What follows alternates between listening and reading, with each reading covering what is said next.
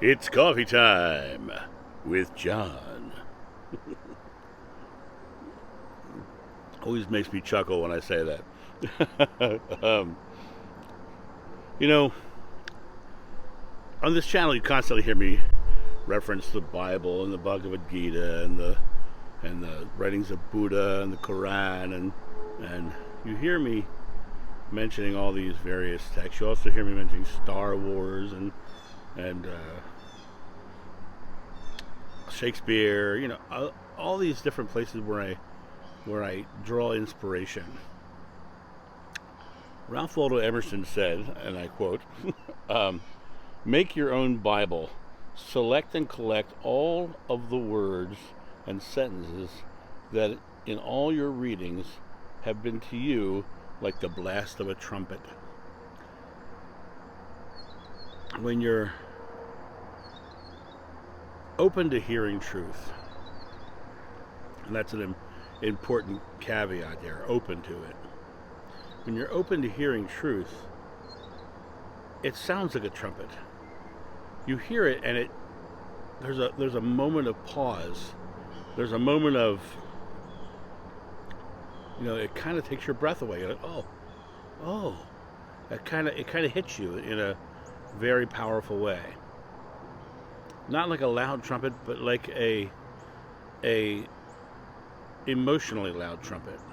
Something that hits you in the face, like, oh, that's a truth. That's something I can buy into and believe, because those truths that we experience and feel are coming from a knowing deeper down. And when you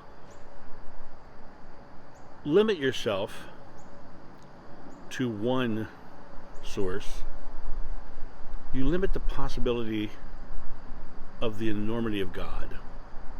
You limit the possibility that God is in everything, including all the different texts and the movies and all that. You limit yourself to only believing this one track. But in every day that you live, every experience you have is God.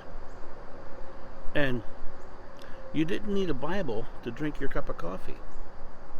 And you didn't need the Quran to put your head on a pillow last night.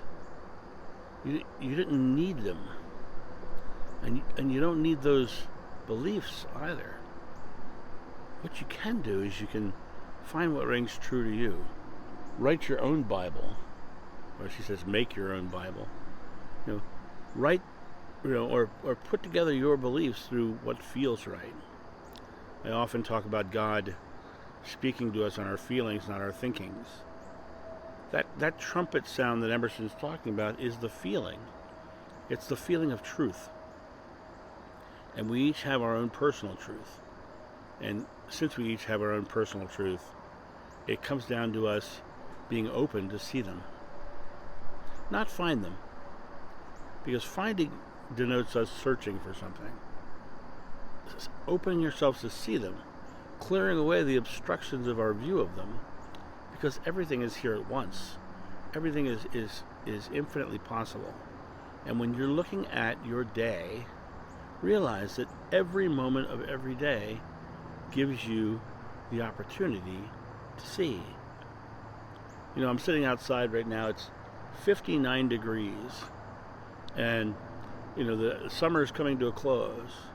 And it's one of those moments where I love to reflect in the fall. I'm looking forward to seeing the leaves change. I'm looking forward to the feeling of a brisk air and wearing a nice warm coat, and covering my head to keep it warm. I'm looking forward to those things because they're just another experience, right? But when I think of fall, I think of those changes, yes, but I think of children playing in leaves, and I think of all these beautiful moments and these opportunities to feel free. And if you think about children playing in leaves, and think about this, they rake all these leaves, they pile them into a giant pile to pull it all together, and then they blast the pile apart by jumping in it. right? And they, they pull this structure together and then they blast it apart to play. And what happens?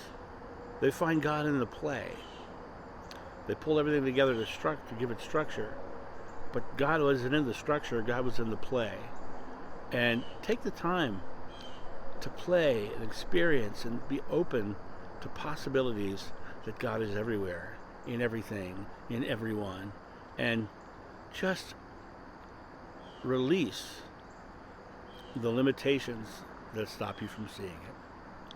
You guys have a great day, and I will talk to you soon. See ya. Bye. Thank you so much for watching.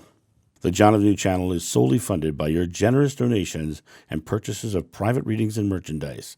To help out, go to johnofnew.com or use the donation link in the description below. Don't forget to like, subscribe, and share.